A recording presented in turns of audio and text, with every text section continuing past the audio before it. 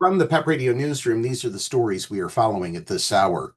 The increased presence of local and federal law enforcement officers in Washington, D.C. has intensified in the days following President Donald Trump's unprecedented announcement that his administration would take over the city's police department for at least a month.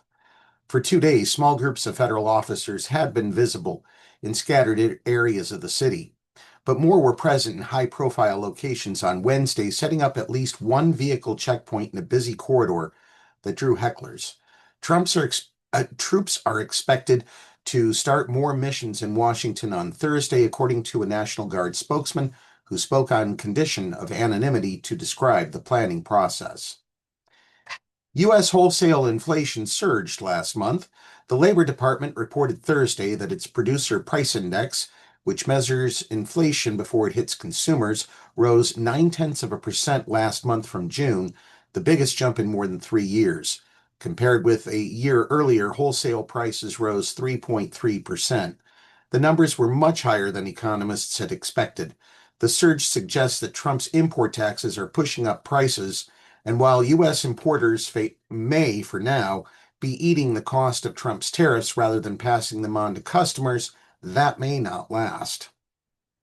The trial over California National Guard deployment has concluded. The 3-day trial over whether the administration broke the law by sending Guard troops to accompany immigration agents on raids in Southern California concluded Wednesday. California argued that the deployment violated the Posse Comitatus Act, which generally prohibits military enforcement of domestic laws. Lawyers for the administration said the law does not apply because Trump called up the Guard under an authority that allows separate authority. The judge has yet to rule in the case. Republicans are demanding action regarding the Canadian wildfires, but not on climate change. Republican lawmakers are blaming Canada for not preventing and containing the wildfires whose smoke has fouled the air in their states.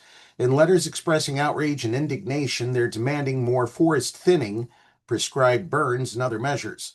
They say the smoke is hurting U.S.-Canadian relations and warn that the U.S. could make it an issue in tariff talks. What they don't mention is climate change caused primarily by burning fossil fuels like coal and gas.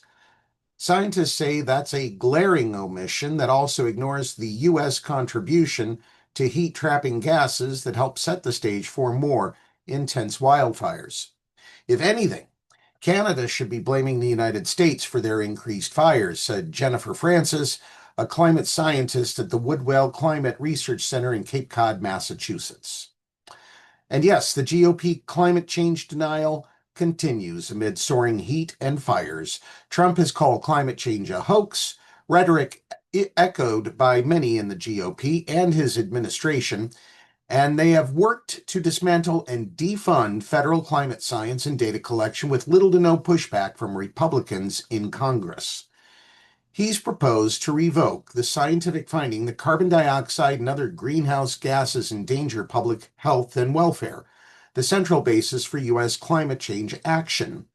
He's declared a national emergency to expedite fossil fuel development, canceled grants for renewable energy projects, and ordered the U.S. to withdraw from the Paris Climate Agreement, aimed at limiting long-term global warming to 2.7 degrees Fahrenheit or 1.5 degrees Celsius, above pre-industrial levels. The Associated Press reached out to more than a half a dozen Republicans who criticized Canada, but none returned phone calls or emails. That's the news for this hour. Crawford Gives Days 2025 ends tomorrow at 11:59 p.m. It is our only major fundraising event of the entire year. We really need your support. For details, visit crawfordgives.org and select Pennsylvania Equality Project to make your donation. If you are watching our news videos on YouTube, thanks for watching and please subscribe to our channel. Up next, we have the Meadville area weather forecast here on PEP Radio.